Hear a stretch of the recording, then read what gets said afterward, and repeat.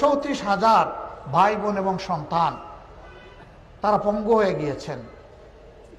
আমাদের হিসাব অনুযায়ী 502 জন তারা 2 নয়ন গুলিবিদ্ধ হয়ে অন্ধ হয়ে গেছেন। আর দুনিয়ার সৌন্দর্য আর তারা দেখবে না। 700-র অধিক মানুষ এক চোখে গুলিবিদ্ধ হয়ে এক চোখ নষ্ট, আরেক চোখ রিস্কে পড়ে গেছে। 250-র মতো মানুষ যাদের মেরুদণ্ডে গুলি লেগেছে তারা এখন অবশ হয়ে হয় নিজের ঘরে, না হয় হাসপাতালের বেডে। কারো 2 পা অবশ, কারো 4 অঙ্গ অবশ। এরা এখন উঠে বসতে পারেন না।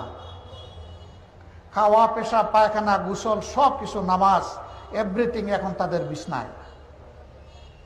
আজীবনের জন্যে তারা অসহায় হয়ে গেল। অথচ তাদেরও তো আমাদের মতো প্রাণচঞ্চল জীবন ছিল। তারা তো আল্লাহ ছাড়া কারো উপর নির্ভরশীল ছিল না। আজকে তারা মানুষের উপর নির্ভরশীল হয়ে গেল। হাসপাতালে দেখতে গেলাম 8 তারিখ ঢাকা মেডিকেল কলেজে। 1 পা নাই, 1 হাত নাই, চোখ নাই, পায়ে এলিজারব লাগানো।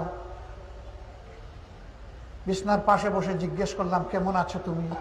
বলে যে আলহামদুলিল্লাহ ভালো আছি। সাবলীল গলায় বলে আলহামদুলিল্লাহ ভালো আছি।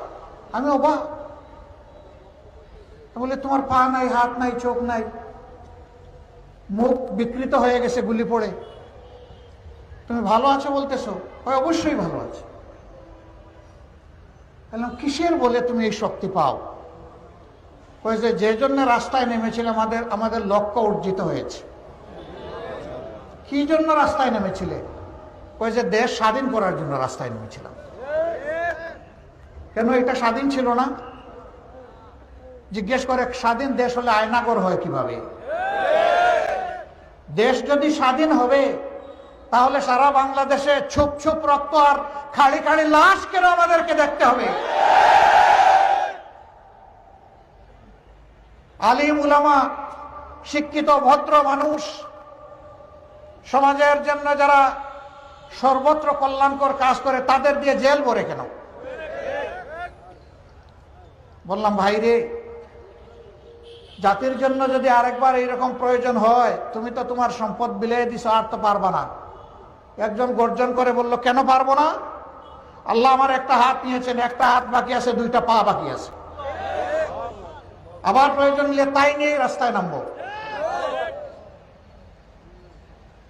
ঢাকা এক মা 10 মাসের সন্তান কুলে নিয়ে তিনি রাস্তায় এসেছেন। মুহুর্মুহু গুলি, সারা রাস্তা রক্তে ভেসে যাচ্ছে, লাশের পর লাশ, আহত এক লোকের পর আরেক লোক টানা হচ্ছে। সবাই মিলে বলল, মা এই কি কাজ করলেন আপনি? বলে, কি কাজ করলাম? যে বুকের শিশু কোলে নিয়ে আপনি এখানে চলে এসেছেন। আসছি তো, বুঝে শুনেই আসছি। যে অবুজ শিশুকে এইভাবে নিয়ে আসতে হয় এইগুলির মুখে? এই আপনারা শুনেন, শিশু আমার একটা নয়, বাংলাদেশে আজকে যতগুলা শিশু রাস্তায় নেমেছে সবগুলো আমার শিশু। আমি ওই শিশুদের সাথে সংহতি প্রকাশ করতে এসেছি।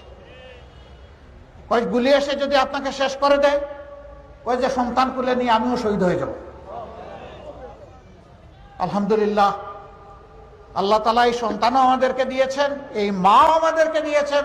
90 বছরের বৃদ্ধরাও সমান তালে যুবকদের সাথে যুদ্ধ করেছেন, তাদেরকেও আমাদেরকে দিয়েছেন। সুতরাং এই জাতি একটা বীরের জাতি, আলহামদুলিল্লাহ। আমি আল্লাহ শুকরিয়া আদায় করি, হে রাব্বুল আলামিন, তুমি বাংলাদেশের মায়েদের পেটে তুমি বেশি বেশি করে বীরের জন্ম দাও।